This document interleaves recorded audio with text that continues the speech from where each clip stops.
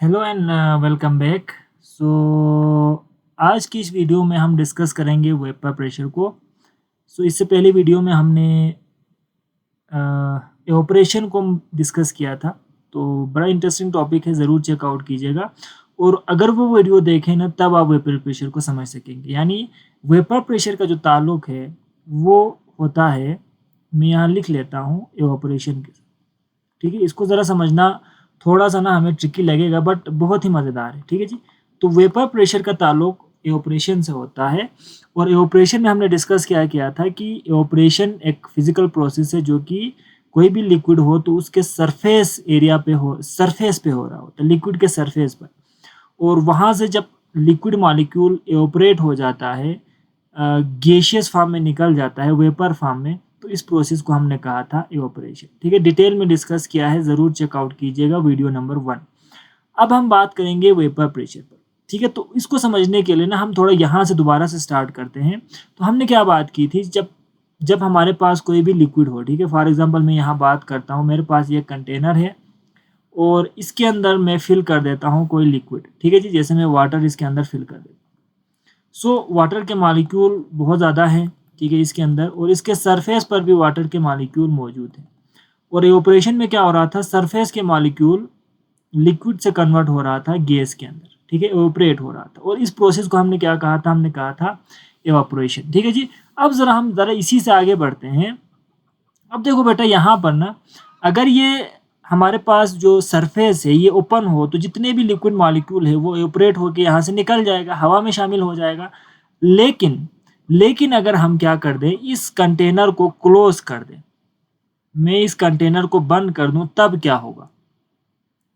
तब क्या होगा ये समझने वाली बात है। जब हम इस कंटेनर को क्लोज कर देते हैं, तो हमारे पास एक नया कंसेप्ट निकल के आता है, जिसको हमने अभी अभी कहा है वेपर प्रेशर। ठीक है जी। तो वेपर प्रेशर इसी एवापोरेशन से आगे शुरू होता है। ठीक है, अब जरा यहां से समझना है बेटा, देखो, लिक्विड के मॉलिक्यूल एवापोरेट हो रहा है, यहाँ से वेपर के फॉर्म में, गैसियस के फॉर्म में निकल रहा है, but due to the close container, ये इस कंटेनर को छोड़ के नहीं जा सकता, सारे वेपर यहाँ पर मौजूद है। ठीक है, सारे वेपर यहाँ पर अंदर ही बंद हो जाता है। ठीक है, अब देखो, जितना एवापोरेशन इंक्रीज होगा, ये वेपर यहाँ से जाएगा और इसके जो ऊपर साइड पर, ठीक है, यहाँ पर ये दोबारा से क्या होगा, यहाँ पर समझना है बेटा। देखो, यहाँ से लिक्विड के मॉलिक्यूल निकल के क्यों जा रहे थे, क्योंकि इनको इतना ज़्यादा, इनकी एनर्जी हाई हो गया था कि वो एनर्जी को एब्जॉर्ब करके यहाँ से निकल के जा रहा था। ठीक है, तो मैंने पिछली वीडियो में कहा था कि इसका टेम्परेचर डिक्रीज हो जाता है ना।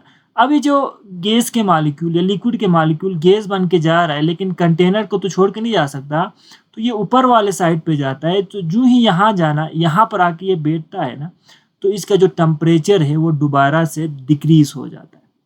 यानी यहाँ पर इसको ज़्यादा एनर्जी मिला था ना, तो अब एनर्जी इसका डिक्रीज होता है, तो ये दोबारा से कन्वर्ट हो जाता है। यानी ये जो वेपर है, it will convert it into liquid form.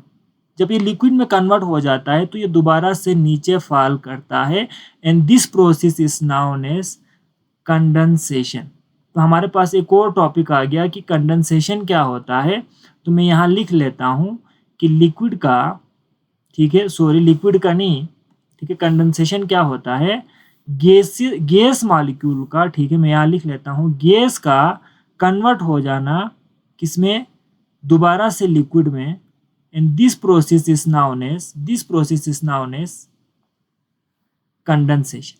ठीक है, और हमारे पास एवापोरेशन क्या था, मैं उसको भी ज़रा लिख लेता हूँ। एवापोरेशन क्या होता है, यानी हमारे पास जो लिक्विड मॉलिक्यूल है, ठीक है, it will convert it into gas molecule. So ये दोनों एक दूसरे का रिवर्स है। ठीक है, अगर आप देखें ना, तो देखो, एवापोरेशन हो रहा है, फिर दोबारा से क्या हो रहा है, कंडेंसेशन हो रहा है, ये रिवर्स में चल रहा है। ठीक है, अब जब ये लिक्विड को आप फॉर एक क्वाइट फ्यू टाइम छोड़ के रखेंगे, तो क्या होगा, रेट ऑफ एवापोरेशन इंक्रीज होगा। ठीक है, जितना ये इंक्रीज होगा, तो क्या होगा, कंडेंसेशन भी इंक्रीज होगा। ठीक है, तो हमारे पास एक ऐसा कंडीशन आएगा, ठीक है, मैं यहाँ लिख लेता हूँ, यानी पहले एवापोरेशन हो रहा है, ठीक है, और वही मॉलिक्यूल ऊपर से दोबारा से कन्वर्ट हो रहा है, किसमें, हमारे पास कंडेंसेशन हो रहा है, इसकी दोबारा से लिक्विड में कन्वर्ट हो रहा है। ठीक है, दोबारा से लिक्विड में ये कन्वर्ट हो रहा है, और ये दोनों प्रोसेस चलता रहेगा, ठीक है। मैंने यहाँ रिवर्सिबल से शो किया है, यानी इवेपोरेट हो रहा है, दोबारा से कंडेंसेशन हो रहा है। सो हमारे पास एक ऐसा टाइम आता है जब rate of evaporation will equal to the rate of condensation, और इस कंडीशन को हम क्या कहते हैं, यहाँ से एक और कंसेप्ट हमारे पास आता है बेटा, इसको कहा जाता है डायनेमिक, इस कंडीशन को कहा जाता है डायनेमिक इक्विलिब्रियम, ठीक है, जिसमें rate of evaporation will become equal to the rate of condensation, ठीक है। ये प्रोसेस चलता रहेगा, ठीक है। अब यहीं से जरा हम आगे जाते हैं, हमारा जो मेन टॉपिक था वो था वेपर प्रेशर, तो उसकी तरफ हम आते हैं, ठीक है। तो देखो मैं दोबारा से यहीं पर जाता हूँ एग्जाम्पल में, जितने लिक्विड मॉलिक्यूल है वो इवेपोरेट हो रहा है वेपर में, गैस में। सो यहाँ पर गैस की जो तादाद है, यानी वेपर की तादाद बहुत ज़्यादा हो जाएगा, ठीक है।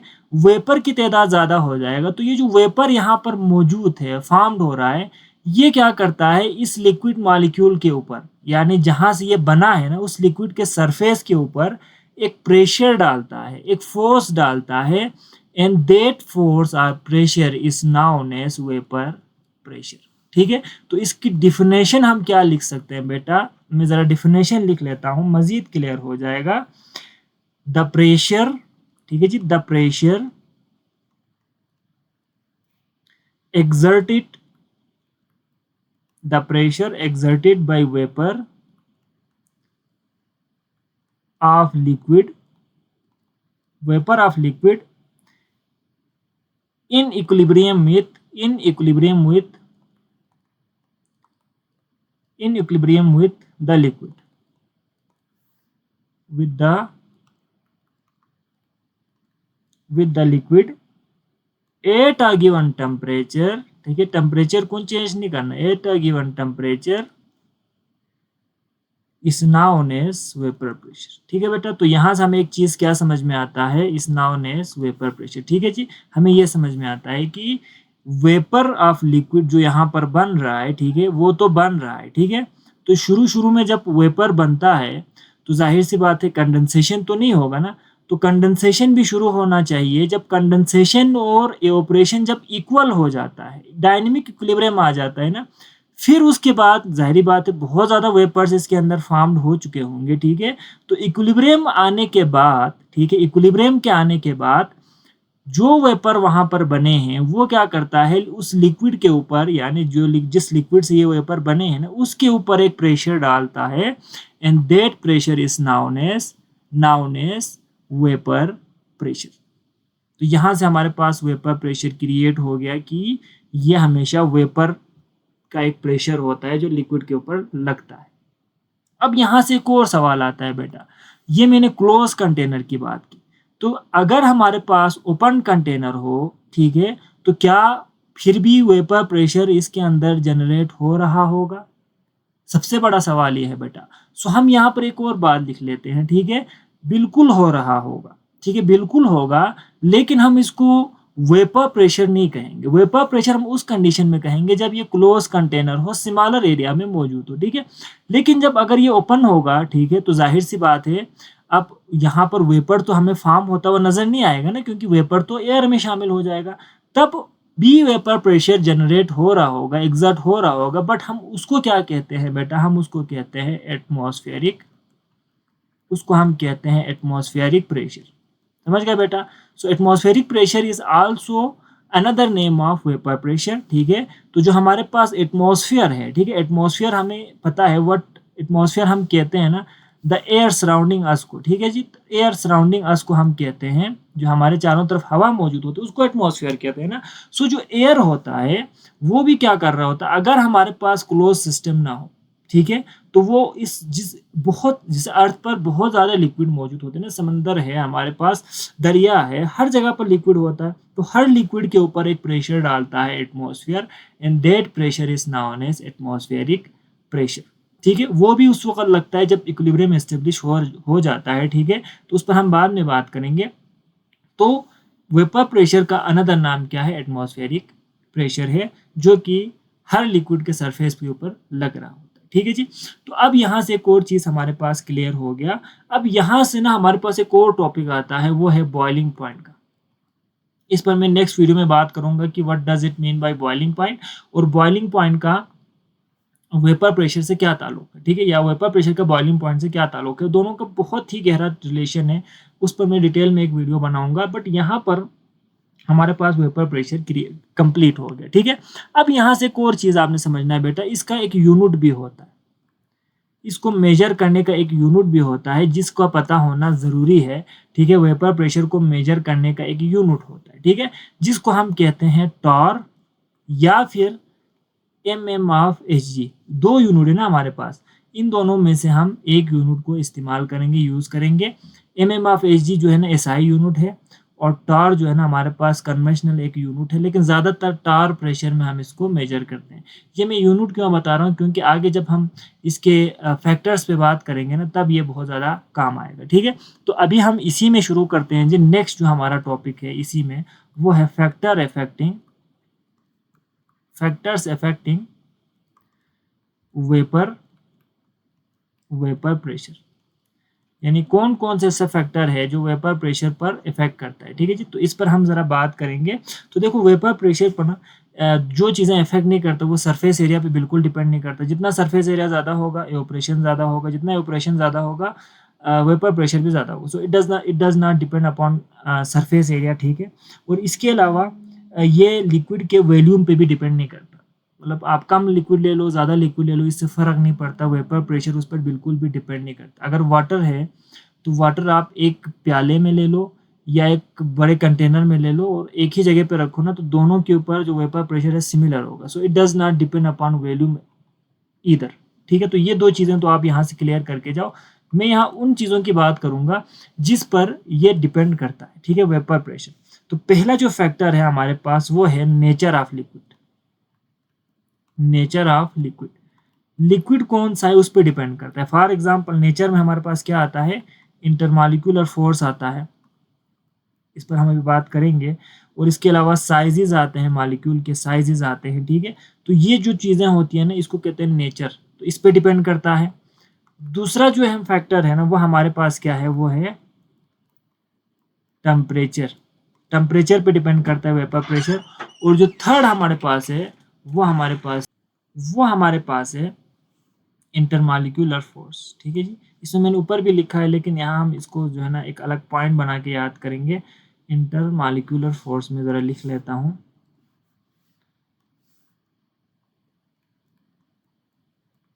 इंटरमॉलिक्यूलर फोर्स यानी तीन फैक्टर जो मैं यहाँ पर लिखा है, इन तीनों को हम ज़रा एक्सप्लेन करते हैं कि किस तरीके से डिपेंड करता है, ठीक है।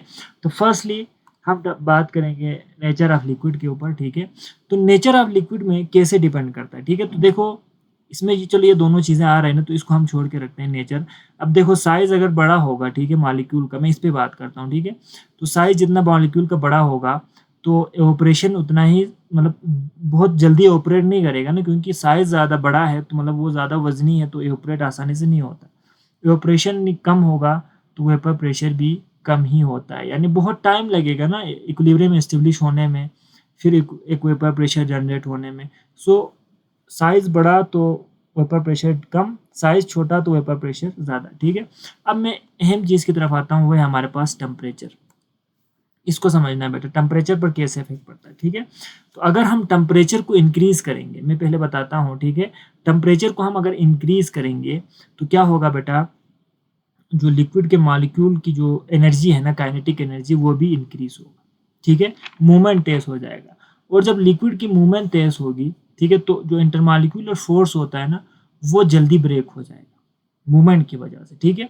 तो इसका मतलब है लिक्विड के मॉलिक्यूल इजीली सरफेस को छोड़ के जाएगा, यानी रेट ऑफ एवोपरेशन इंक्रीज हो जाएगा।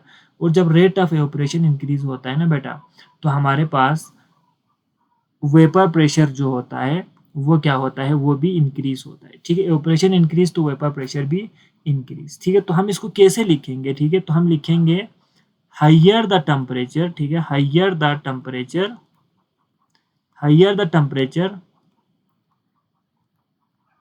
higher will be the higher will be the rate of evaporation and vapour pressure. Evaporation ज़्यादा होगा और इसी वजह से वेपर प्रेशर भी इंक्रीज हो जाएगा। अब इसकी हम मिसाल क्या लेते हैं बेटा, फॉर एग्जांपल ना, अगर मैं इसकी एक आपको मिसाल दे दूं तो हमारे पास जो वाटर होता है, ठीक है, जो वाटर है ना, वाटर एक लिक्विड है ना, तो इसका 0 डिग्री सेंटीग्रेड पे अगर हम बात करें वेपर प्रेशर की तो वो होता है 4.5 टार, ठीक है। और वही जो लिक्विड मॉलिक्यूल है, अगर हम उसी को 10 डिग्री कर दें, टेम्परेचर को इंक्रीज कर दें, तो वेपर प्रेशर भी इंक्रीज हो जाता है और वो बन जाता है 5 to 7 टार, ठीक है। थोड़ा सा स्लाइडली चेंज किया ना, बट कितना देखो वेपर प्रेशर इंक्रीज हुआ है। और अगर हम उसी मॉलिक्यूल का या इसी लिक्विड मॉलिक्यूल का टेम्परेचर को इंक्रीज करके 100 डिग्री सेंटीग्रेड कर दें तो वेपर प्रेशर कितना होगा, 760 टार हो जाएगा। तो एक चीज़ हमें क्या नज़र आ रहा है बेटा, यहाँ पर देखो, जब टेम्परेचर इंक्रीज होता है तो वेपर प्रेशर भी क्या होता है, हमेशा इंक्रीज ही होता है, ठीक है। अब हम बात करते हैं इसके लास्ट फैक्टर की, वो है इंटरमॉलिक्यूलर फोर्स, ठीक है, the force of attraction between molecule, ठीक है। तो इंटरमॉलिक्यूलर फोर्स अगर ज़्यादा होगा तो वाटर के मॉलिक्यूल इजीली सरफेस को छोड़ के नहीं जाएगा, एवापोरेशन स्लो होगा ना, तो एवापोरेशन जब डिक्रीज होगा तो वेपर प्रेशर भी क्या होगा बेटा, वेपर प्रेशर भी डिक्रीज ही होगा, ठीक है, लो वेपर प्रेशर होगा। तो यहाँ पर हम क्या लिखेंगे, stronger the intermolecular force, stronger the intermolecular force, stronger than the molecular force,